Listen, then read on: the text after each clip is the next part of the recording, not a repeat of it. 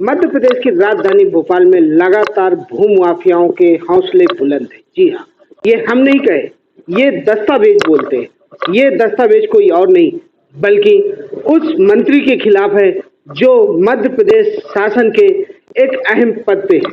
मंत्री पद पे कार्य करने के बाद भी उनका भू माफिया जैसा रवैया अभी खत्म होने का नाम नहीं ले रहा। कुछ समय पहले उनकी बहू ने भी उनसे प्रताड़ित होकर एक गुहार लगाई थी। उस गुहार को मीडिया ने खूब चर्चित किया था। इसके बावजूद भी उन पे अभी तक कोई सुधार नहीं आया। आज ताजा मामला फिर भू माफियाओं का सामने आया है और उन भू माफियाओं की आवाज उठाने के लिए हमारे साथ खड़े हैं। जी, क्या नाम है आपका? मेरा नाम जानकी शरण अग्रवाल है और मैं ज्योतिर्मय मठ का सीईओ हूँ और अखिल भारतीय शिव धर्मरक्षक सेना का राष्ट्रीय संयोजक।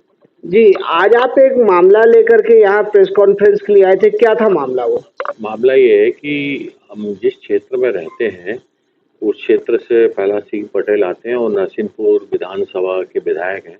वर्तमान में मध्य प्रदेश सरकार में मंत्री हैं और उनके भाई जालम सिंह पटेल भी जो है पूर्व में मंत्री रह चुके हैं। हमसे क्षेत्र के कई लोगों ने कहा भैया कि इनसे हम बहुत प्रताड़ित हैं, लोगों किसानों की ज़मीन पे ये कब्जा कर रहे हैं और अवैध कॉलोनियाँ का कारोबार कर रहे हैं। तब फिर हमने इनके सब मामलों की तहकीकात की तो ये अपने आप को लोधियों को नेता कहते हैं। अभी 28 अप्रैल में इन्होंने भोपाल में एक सम्मेलन भी किया था। ये असली में लोधियों के नेता नहीं, भू माफियाओं के नेता हैं ये। इन्होंने जो है आप देखेंगे कि कम से कम 10 पटेल ही उनके समाज के लोधी हैं जिन्होंने इनके खिलाफ में मामले दर्ज कराए हैं। आपने एक बड़ा सवाल खड़ा किया कि ये लोधियों के नेता नहीं, भू माफिया हैं। साथ में आपने कहा पटेलों ने इनके खिलाफ मुकदमा पंजीकृत कराया। आखिरकार ऐसी स्थिति क्यों बनी कि आपको इन शब्दों का प्रयोग करना पड़ा प्लस ये खुलासा करना पड़ा? हमारे क्षेत्र में तहसीलदार से लेके कलेक्टर तक और टीआई से लेके एसपी तक जो है सब इनके दबाव में हैं। वो इनके बगैर कोई किसी के खिलाफ कार्रवाई नहीं कर पाते, कहीं कुछ नहीं कर पाते हैं। इसलिए हमने माननीय मुख्यमंत्री जी से कहा है कि वहाँ का पूरा अपना अमला भेजें और वहाँ का नियंत्रण अपने हाथ में लें। आपने ये कहा कि ये भू माफिया हैं, ना कि ये लोधियों के नेता।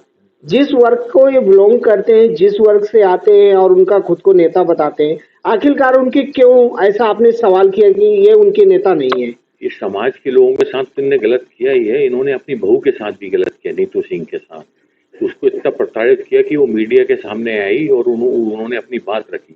मीडिया ने उसकी बात को रखा तो ये उनके भाई जालम सिंह पटेल हाई कोर्ट में याचिका लगाई कि ये सब जो है झूठ है और इनके खिलाफ कार्रवाई करें। तो हाई कोर्ट ने इनकी याचिका को निरस्त कर दिया। इससे जो नीतू सिंह ने जो आरोप लगाए थे और जो मीडिया ने लिखा था वो सत्य प्रमाणित हो चुका है। तो अब इनको नीतू सिंह अपनी बहू से और मीडिया से माफ़ी मांगना चाहिए क्योंकि इनकी याचिका खारिज हो गई है। दूसरा, जो बलराम राजपूत और मनोज चौक से जिसकी हत्या हुई है उसमें राजेश राजपूत, राजू शूटर और भी जो आरोपी हैं 2012 में हत्या हुई है। आज तक उसका निराकरण नहीं हुआ है और ये लोग को जमानत से बाहर घूम रहे हैं, तुरंत जेल के अंदर डालें। ये गवाहों को धमका रहे हैं, किसानों की ज़मीनों पे कब्जा कर रहे हैं और करोड़ों के लेन देन नगद हो रहे हैं, जबकि 20,000 रुपये से ऊपर के लेन देन जो हैं वो नहीं होते हैं और रजिस्ट्रियाँ जो हैं बेनामियाँ हो रही हैं। इनके निर्वाचन आयोग को जिससे इनने संपत्ति का जिक्र किया है तो वो शुरू से लेकर आखिरी तक का इनके निर्वाचन आयोग को पूरी संपत्ति की जांच करना चाहिए।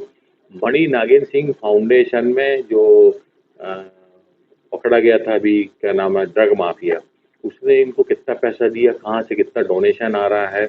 और एक सैनिक स्कूल जो है वो एक शहीद के नाम पे होता है जिसके खिलाफ में ऑलरेडी पहले से इतने मामले दर्ज हैं, वो कैसे उसके नाम पे सैनिक स्कूल आप कर सकते हैं। दूसरा है, इन्होंने मोहन भागवत जी से एक किताब का विमोचन कराया। अब मोहन भागवत जी को इन्होंने गुमराह किया, उनको पता ही नहीं हुआ कि इनके खिलाफ 120 मामले दर्ज हैं। उसके बाद इन्होंने मुरली मनोहर जोशी जी का फोटो लगाया है। क्या मुरली मनोहर जोशी को पता है कि ये क्रिमिनल लोग हैं?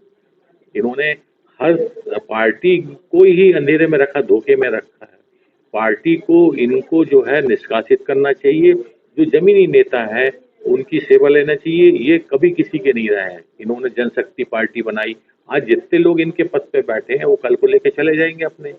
भाजपा तो वहाँ शून्य हो जाएगी। तो जो जमीनी नेता है उनको मौका देना चाहिए, उनके साथ पार्टी को काम करना चाहिए और मुख्यमंत्री जी को वहाँ की व्यवस्था अपने हाथ में लेनी चाहिए। हाँ, आपने कहा था कि लगातार ये वहाँ के लोगों को सताया, तो कितने ऐसे मुकदमे इनके खिलाफ पंजीकृत होंगे कि इनको इन लोगों ने सताया, और वो कौन से लोग हैं जो इनके खिलाफ मुकदमा पंजीकृत करवाया है?